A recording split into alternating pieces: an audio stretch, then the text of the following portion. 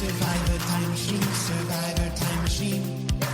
Survivor time machine, survivor time machine. Survivor time machine, survivor time machine. Get on in to the survivor time machine.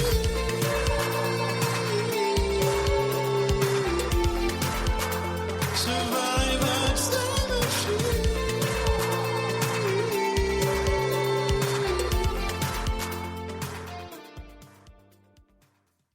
All right, welcome to Survivor Time Machine. We're talking about a fantastic episode of Survivor today. This was the Cook Islands I remember. This was like, I remember this moment. I think last week I talked about it. I was like, I don't remember what the twist is, but I remember it being a big deal. Yeah, and this is like an episode that when you watch it, you go, that's how you do it. That's how you do it on Survivor. That's how you do a twist on Survivor. Yeah. Hey, we get an iconic sassy Jeff moment in this episode, so let's jump right in because I'm excited. Yeah, so everybody at I2 minus Ozzy is talking. Pinner wants Ozzy out. Yule's like, hey, let's not turn on each other yet. You know, Yule's trying to keep the peace in that moment. But Candace, she doesn't want to be a part of the group at all. She wants to be back with her favorite whites, Adam and Parvati. That's exactly right. Big focus on the whites this episode. Yeah, Pinner, I believe, literally says out loud, let's just go together with all the whites. Like, I have. Does anybody have the exact quote? I have the exact quote. Okay. Maybe it'll be us Caucasians in the final four. Yeah, and that's when I said, "Uh-oh." He just Pinner wants a Caucasian final four. Let's get the whites all the way to the end, baby. That's Pinner's game plan. That's every season. But Candace isn't so sold on whites all the way because she wants Jonathan gone. She likes the other whites, though. She wants to really get with her old whites. She doesn't care much for the new white. The interesting thing about Pinner in this episode in particular, and we'll get to it, there's a lot of Pinner to go around this episode, but it feels like for as like in control of the game up until when he had to be evacuated medically in Heroes versus Villains, he felt like he was in control, like for that little run that he had there. Yeah. It feels like he thinks he's in control of this season, and he's not. Like, everybody is scheming around him, and it feels like he thinks that he's got his finger on the pulse of everything. And in reality, it doesn't really feel like he does, like in all the other conversations that happened without him. And so it's interesting to compare that to his performance in Heroes versus Villains, which if he didn't get medically evacuated, for my money, I think he has a good chance of going all the way. There's no way to prove that, but it's interesting. Yeah, I mean, it's kind of embarrassing what happens to him in this episode. It's like he's just like, he thinks he's a part of the cool kids, and all the cool kids and the not cool kids are like, we don't care about this guy It made me at all. embarrassed to be a Pinner fan. Yeah, and that's the thing, too, is like I remember, and I guess it's just because I remember Pinner's other seasons so well. I remember thinking he was great at the game, but so far in Cook Islands, he's not been playing a great game. But here's the thing about Pinner in this season. Great body. I think he looks jacked. Yeah. Yeah, dude looks good, man. This is prime Pinner. PP. Oh, yeah. yeah. Brad says it's pretty much everyone for themselves at this point, and that causes quite a stir. Nate already hated him, but this just made it worse. I don't want to get too in the weeds and too into the spoilers yet, but yeah.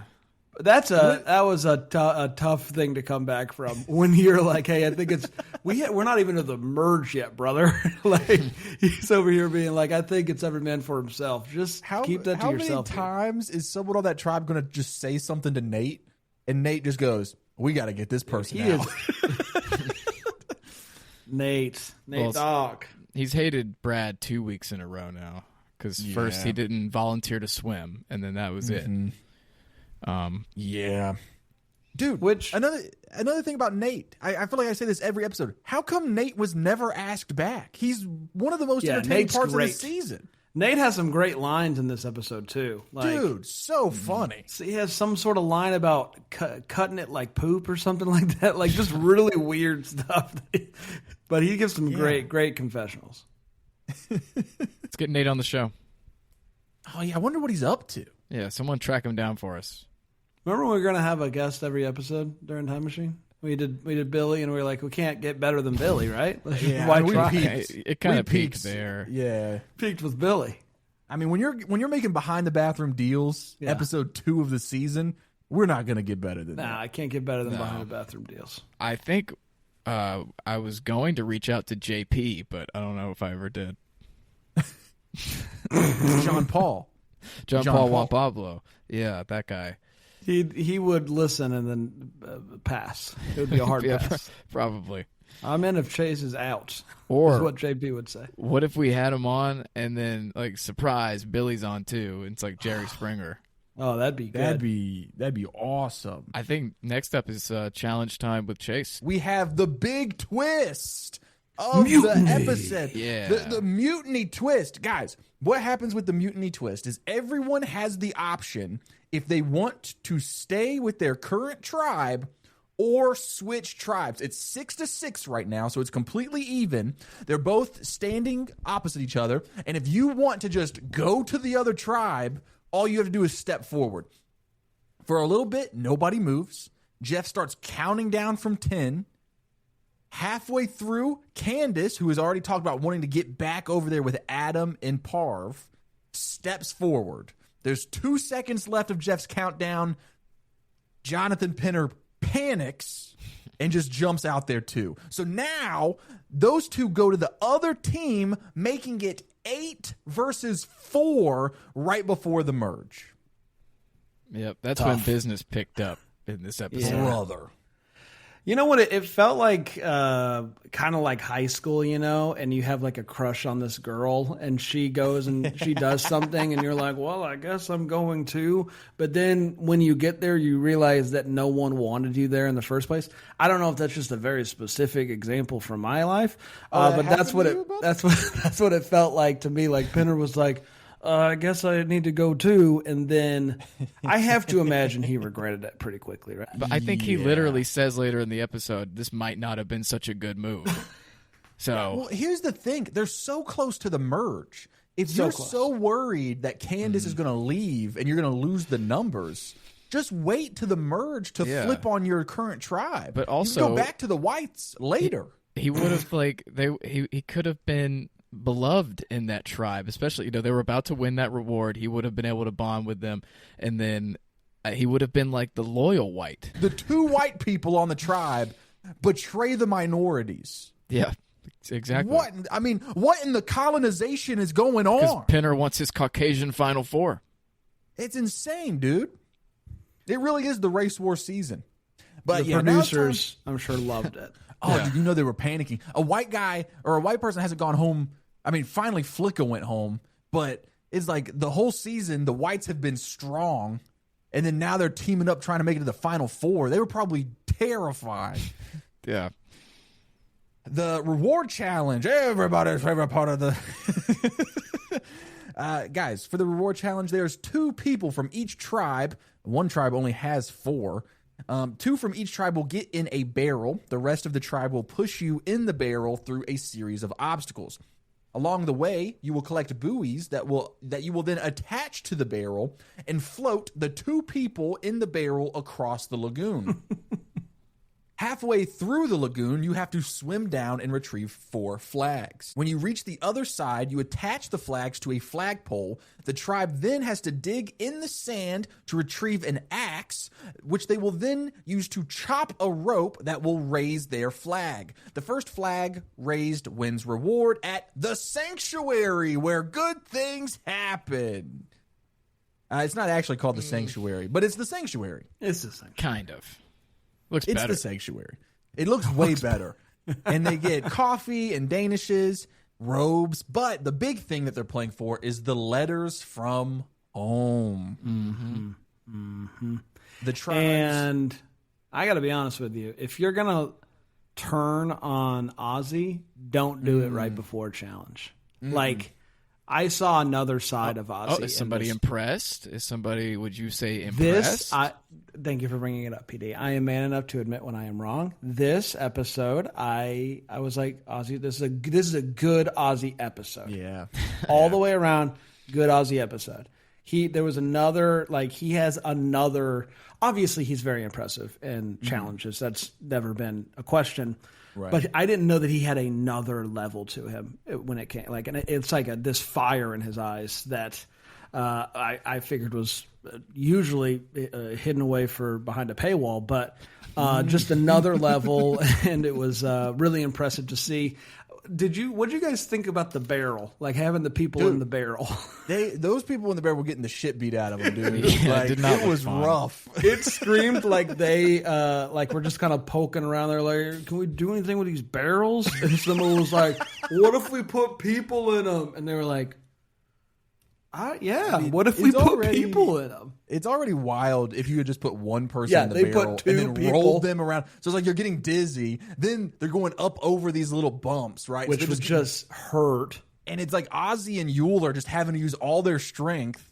Because, I mean, you got two people in the barrel, so at minimum, it's probably at least 150 pounds, right? So they're trying to pick it up. They're using all their strength. It's hitting the ground super hard. Then you got to tie buoys to it and float them across the ocean. It's insane. And to get the buoy to the part where you tie them, you have to like stuff them in the barrel with the people. Brutal. That was tough. Was rough. At one point, Jeff even goes, "The ladies in the barrel are being suffocated by the buoys." He loves it. He loves it. The challenge is on its way. I2 is way in the lead the whole time because they have the Prince of Coconuts, Ozzy, and King Yule. Rero is struggling so bad with getting the barrel across the lagoon that Candace, who is in the barrel and is playing for her new tribe that she just joined, by the way, I would be concerned that she joined to try to like throw the challenge. You know what I mean? But so she's like hanging out of the barrel, swimming, trying to help them because they are just not capable of getting the barrel across the lagoon. It is a complete blowout. I2 wins the competition while Ozzy starts yelling at Candace and Pinner that mutineers are the first people to die. Well, yelling... Mutineers are the first people to die, man. I don't think you can say he yelled it. I think he just said it. I don't think Ozzy yells, at least not. Well, it was the Ozzy equivalent of yelling. It was intense. Okay. It was impassioned. Yeah, because he was even just like, "Let's go!" Like he was very intense. Yeah, it was. It was a very good line. Yeah. I was like, this has to be the moment that Bran has to admit he was wrong. So I'm glad that already happened. Yes, I did it. It almost felt like these people were in two different bodies of water. Like they just experienced it completely different. Like one, it felt like they were like battling like a storm out in the middle of the ocean. They're like, we can't do it. And the other one's just like, hey, here we go. It was crazy.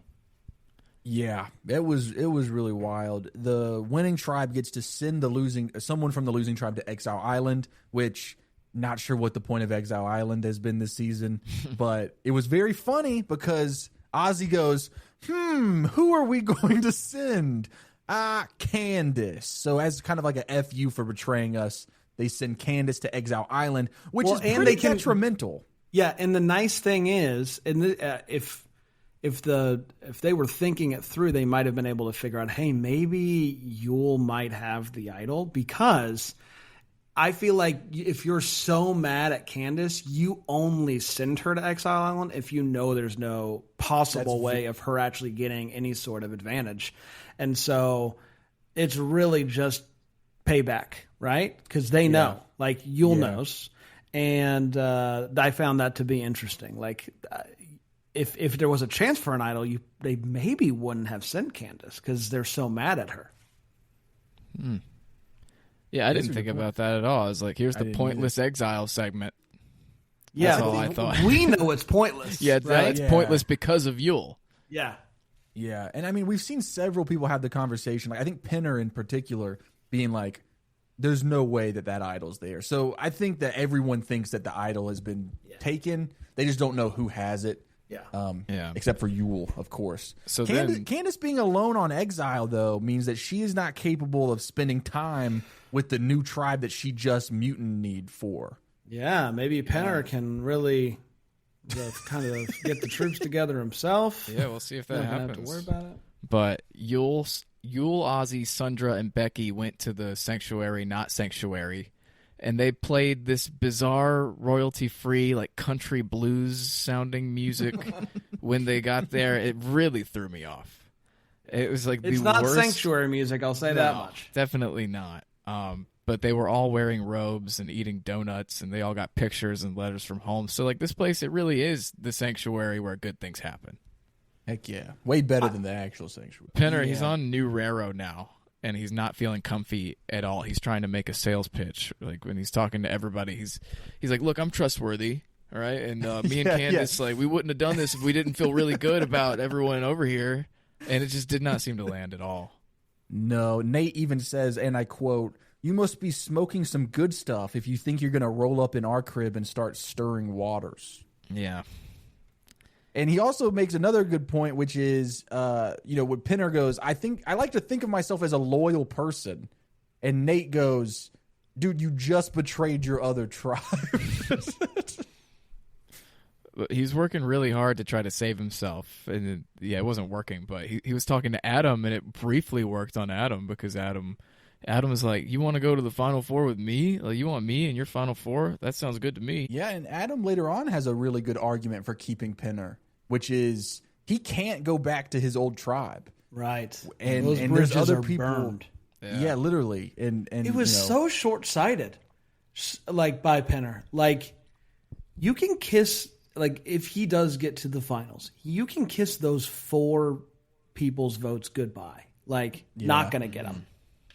That's it's tough. a level, and they don't seem to be as upset with Candace as they are with Pinner. Yeah, and I think they it's saw because it coming, Candace kind of had a plan in place. Like, Candace was wanted by Adam and Parv. Like, that was her alliance. So I don't think they cared as much. But for Pinner to go, it puts them at such a disadvantage going into the merge because it's 4 versus 8.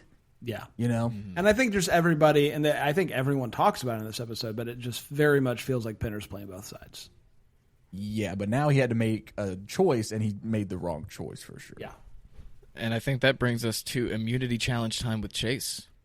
Everybody's second favorite part of the episode. It's the immunity challenge, guys. You have to paddle out in a glass bottom boat looking for underwater targets.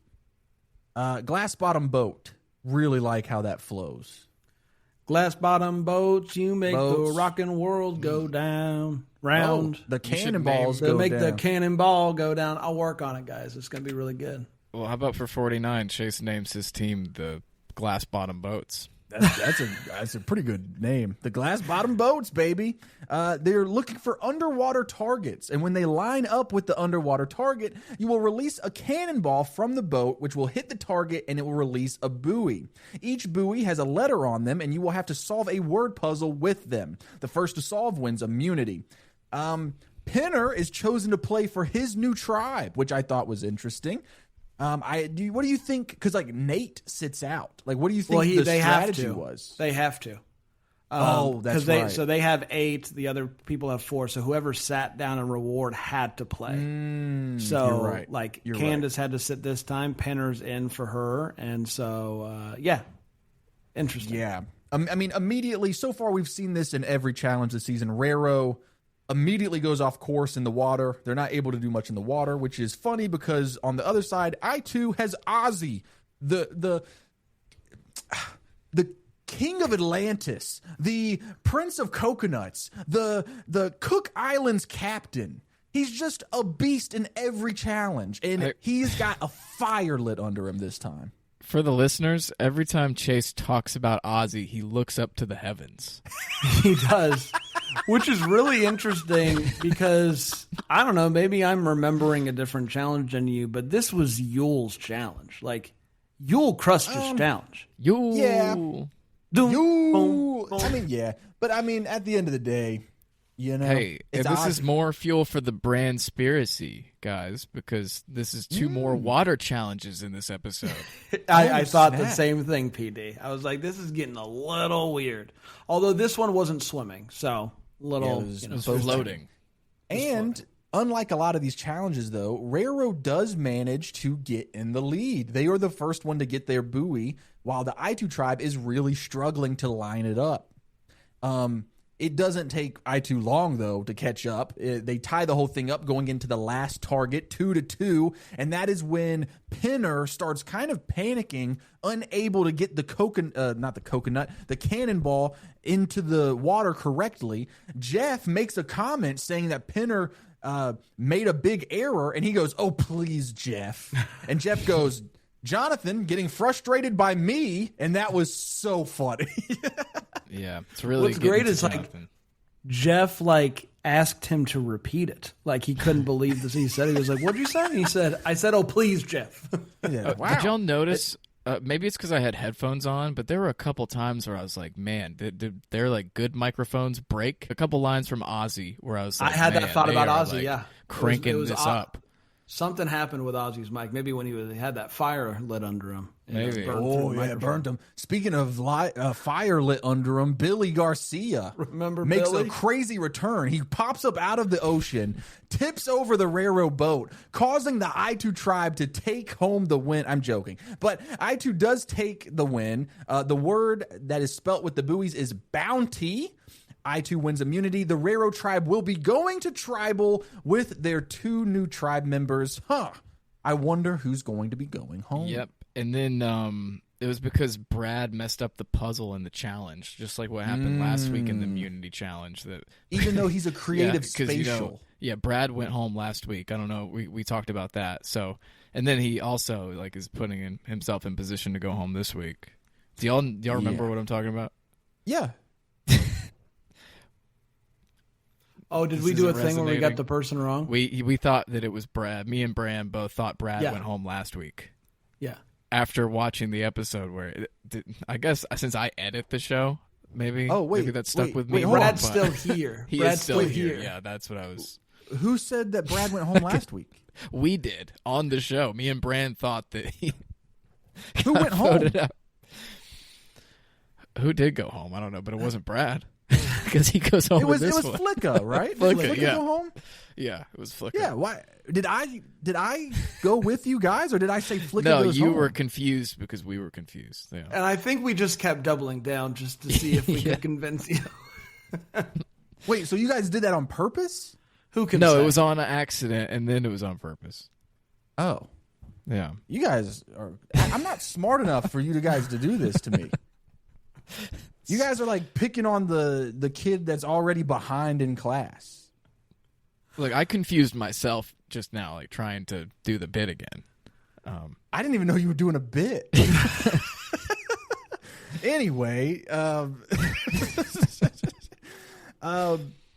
I mean, yeah, we go back to the beach because it's time for them to go to tribal, and it's like, Yeah, I it's thought it was a pretty pre-tribal done scramble deal. time. I thought it was I a thought done for deal. sure Penner was going home, right? Did you guys have the same thought? Yeah, Yeah. I thought so too. But then Parvati questions Candace like on how tight her and Penner are, and that's when Candace is like, "We're not tight at all. I don't understand why he's going to everybody and saying that like we're so close when he's only been trying to talk to me like the past couple days." I really think that out of everyone on that beach, the person that did the best job, and this is crazy to me, but it was Adam. Adam swayed the whole vote. I mean, to be able to convince your whole tribe, hey, let's not vote out one of the new people. Let's vote out one of the core members of our alliance. Which, I mean, they were already kind of leaning towards him because of what you said earlier in the episode about Yeah, the he every was man mad for at him. himself. So I think Nate was also a big part of that. Yeah, but Adam's the one that convinced Nate because he's got nowhere to go. He cannot go back to his old tribe, unlike Brad, who can flip to that other tribe. And I just think that's one of the smartest things that's happened in this season. Yeah. So maybe Billy Garcia was right after all. See, it's just like Billy is a prophet, and as time goes on, we keep getting everything he said affirmed to be 100% true. Hey, He said Adam was speaking really of smart. Billy, and I know we brought up Billy a lot, but I kind of did that on purpose because I learned some information about a behind the bathroom deal that happened on Cook Islands that I don't think anyone's brought up before. Guys, I found Okay. a Parv interview from Drop Your Buffs 2 years ago where she says she shares a story about how she noticed Nate during the casting interviews at the hotel they were staying at in California. She didn't think that she got on the show, and then she ran into Nate a few days later at a shoe store that he was working at. They both recognized each other from the casting process. He asks her for her number, and they went on a date before the show started. Wow. That's shady. Yeah. That's crazy, right? Talk about a behind the bathroom deal. They did a behind the shoe store deal. Well, that's is what happens crazy. when you cast everybody in California. Chances are maybe they've California. been on dates before. I like how Chase introed that with, like, this has never been found, and my source is one of the most popular Survivor podcasts. I didn't say. I said it hasn't been brought up by us. Okay, is what I gotcha. meant. I thought you meant, like, But, you were saying I uncovered this from No. the very popular podcast Drop Your Bus. It was just one of those things that I felt like Billy would have brought up because we Yeah. went so into the lore of this season in the first couple episodes of this Time Machine season. Yeah. But whatever. I'm a moron. No. Octopus. Octopus. everybody Got a lot of tentacles. hates Octopus. Chase. I gotta be honest. Was anyone else like for a second a little bit like second guessing that you knew who Brad was with the edit? Because they kept showing Brett, like he would be like, vote for Brad, and then they would show Adam. And I'm like, wait, what? I do get the He's two of them going confused. home? And then when they get to, the big reveal of the next person voted out, Brad, Right. they then cut to Brad. But Brad doesn't stand up, right? And so I'm like, what's happening? Also, he showed zero emotion as his name was getting pulled out over and over and over again. Guys, I was really in it at that point. I was questioning everything I thought I knew. I thought this dude went home last week.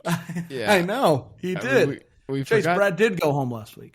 Yeah, he I don't did. even get the bit that you guys have been doing. So I don't even understand. I'm gonna have to go back and listen because I don't understand what's happening. So we forgot the part where Nate and Adam were saying that they wanted to beat up, or at least Adam was saying he wanted to beat up Pinner. Yeah, and then just want- like, with a and baseball bat Nate's or something, another one yeah. of Nate's wonderful confessionals. He's like, Adam wants to hit him over the head with a brick repeatedly. He went so hard. Yeah, I mean, he got extremely angry. I don't think I've ever seen a Survivor player just repeatedly say over that he wants to kick someone's ass. Yeah, he's a little crazy. He's on Yeah, steroids. that's that frat boy. Yeah, white. frat boy That's a energy. frat boy white. That's the episode. Yeah, I mean, it's pretty much Brad goes home. There is something to be brought up about Brad going home because it's announced that Brad is actually the first member of the jury, which is insane because this is one of the very rare seasons where we get the jury before the merge happens. Yep. pretty crazy. And another fun facts with Chase. Fun facts with Chase. Thank you. This is the only time in Survivor history that someone chooses to mutiny. This isn't the only time that the option has been given, but it's the only time it's ever been done. Wow. All right. So it was only done by the whites in the race war. Yep, which lines up, man. And the preview for next week, it looks like we're going to have another fun episode because Adam and Candace kiss in the preview for next week. I've seen her on Blood versus Water with her husband. So, wow, I just watched her kiss a different guy. That's crazy. And we have another big twist coming next week. How about that? Very Yep. excited about And that. We know how much Chase is like. Kissing in reality TV is Chase's favorite thing. Chase loves the Riley and Catherine relationship. He's like the biggest advocate of it. Yeah. Dude, Chase keeps sending me pictures of Riley having a boner. And I'm like, dude, I don't want to see that. Yeah, no, I mean, it's pretty much all I think about. I don't want any more. I don't want any more, Chase. Chase has been like, I'll get a I've call. seen enough of Riley. Chase Hey, has man, been I waking send- me up with notifications about Catherine and Riley. You won't dude, believe. I send unsolicited Riley pics, dog. Yeah. No, we know. We know. He said they're the next Rob and Amber. Yeah, Wow, yeah. Even he though, said even that. though He did. hey, even though that it's in the episode that came out this week of PD saying that, I'll take full responsibility because I don't think we've ever witnessed romance as beautiful as Riley and Catherine. Not since the Ted Bundy and his victims. Isn't I don't Riley think. my guy? He is. Yeah. Why are you trying to talk Riley up? Hey, Bran, he's your only guy. Sorry. No. This is how I find out. Yeah. In the final 4 minutes of the Cook Island Survivor Listen, podcast? brother, it only takes one guy. Yeah, Jimmy. As far as I know, again, I'm very foggy on the rules of Big Brother.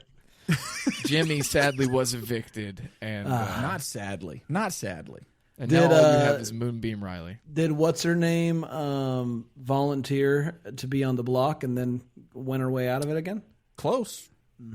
She won through the vote this time. She had to go all the way to the vote, but Wow. she made it through. So And she didn't volunteer. she didn't win the blockbuster? No, she did not. Wow. But I mean, Riley the news, did. Riley did. Guess what body part he used? I know one of them very well.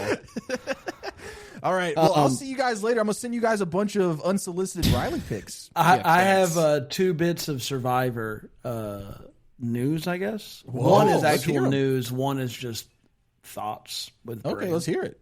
One, do you remember not too long ago where Jeff stood? Let me finish this. Oh, okay. When Jeff, Yeah, I remember that.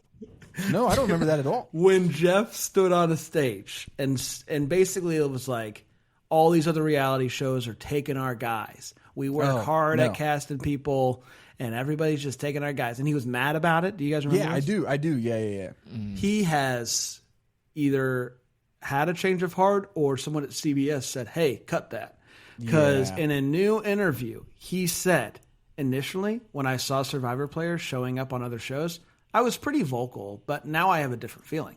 I'm embarrassed that I was upset about it because I have nothing to do with it. And I see why the other shows would want these people. They're fascinating and they're compelling and they're great storytellers.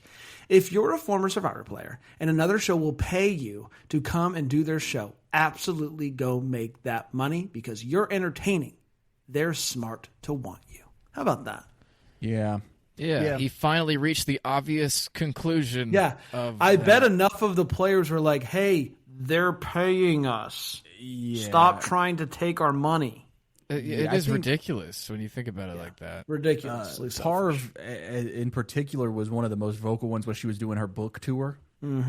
She was really lighting into him about it. So I think enough people got upset that he was just like, my bad, guys. I understand you need to make money. Yeah, and then probably enough players were mad, like, hey, you don't want us to do other shows. You also won't pick us for 50. So I don't know what you want us to do. Yeah. I mean, yeah. I did find out Boston Rob was offered 50, and he turned it down. Wow. But what Crazy. other TV show would be like, hey, yeah, like you're not on the cast anymore, but if you ever take another job, ever, like don't even think about calling me again. We will not invite you back for a chance to win $100,000 if you get third place. We won't do it. Yeah, We won't and do it doesn't help his argument when the biggest Survivor legends of all time have done Big Brother and Traitors and House of Villains and Deal or No Deal Island and all of these other, the Amazing Race, all these other competitions. Yeah, yeah. Maybe it was just because he wanted to cast Sari, so he had to change his tune publicly. Yeah, 100%. That's what it was. Second order of business here. As everyone knows, I am making my way through all the seasons before 50. It's going great. Thanks for asking. I am on Coach's first season. Well, you're really flying through. As confused as I act about Ozzy and the Ozzy love, I'm legitimately confused about the love for Coach. Like, I don't understand it at all. And you know what? I think there's the next episode I'm about to watch is called like The Giant Killer or something, which I Dragon know is Slayer. like his thing. And so I'm getting a good Coach episode here tonight after I'm done recording this. Yeah. But up to this point, I'm already mad that he's on 50. Like, this guy sucks. Okay, well, to say that he sucks is insane. Here's the thing about this is why everybody loves Coach. He's a crazy person. Okay. And he's so entertaining. He's the one that like he's a lot like Ozzy, whereas like the second time he plays, you're like, oh, this guy is incredible. So you just got to watch all of his seasons. Okay. As of right, like, not only is he not entertaining, he's just downright bad at the game. But you just wait. Okay. Sounds He like doesn't you. get better. He doesn't get better at the game. Okay. But he is so funny, dude. Okay. Listen, I have shown tonight that I am able to admit when I'm wrong. And if I end up falling in love with Coach and I pick him 1 in our draft next month, probably like a month and a half from now, I will say it. I'm man enough to do that. But as of right now, did like you say our draft episodes, a month and a half from now? Yeah, our month will be a month and a half. For 49? Yeah. No, dang it. A year. Over like a year. Guys, I keep forgetting 49 is happening. I'll be honest with you. Yeah, I miss what do you miss? I miss Survivor? the excitement I had for 49. I just want to talk about 50. I'm excited for 49. I want to. I will be excited for 49 once it's like happening. But as of right now, once they announce the cast, yeah, for sure. Yeah, all I really am thinking about is 50. I don't know. I want modern Survivor back in my life. Not to diss Cook Island, but there's just something different about being in the discourse and having to talk about the episodes for 2 hours a week. Yeah. And I'll just say that, like I was telling Chase this, I would not advise anybody to binge a lot of episodes of Survivor while simultaneously watching one season, an episode at a time. It really messes with your brain. I believe it, dude. Yeah. So, all right, I'm gonna go. Roll my eyes at Coach. All right, I'm gonna watch Shador Sanders tape. Oh, you got something, Chase? I'm loading up the group text so I can send you some more of these Riley picks. There's more? I've seen it all, Chase. It's a live feed, brother. There's new pictures, 24 frames a second. That's 24 frames. That's 24 pictures every second of the day, Bran. All right. Bye. Bye. Fiji doesn't get dark at night. You're about to hear some ads that help keep the lights on here in the old studio. Thanks for listening or don't listen. It's really up to you at this point. It's at the end of the show. I mean, you're listening to me. Hi. But here they come. I promise they're coming. Yep, here they are. Happy day.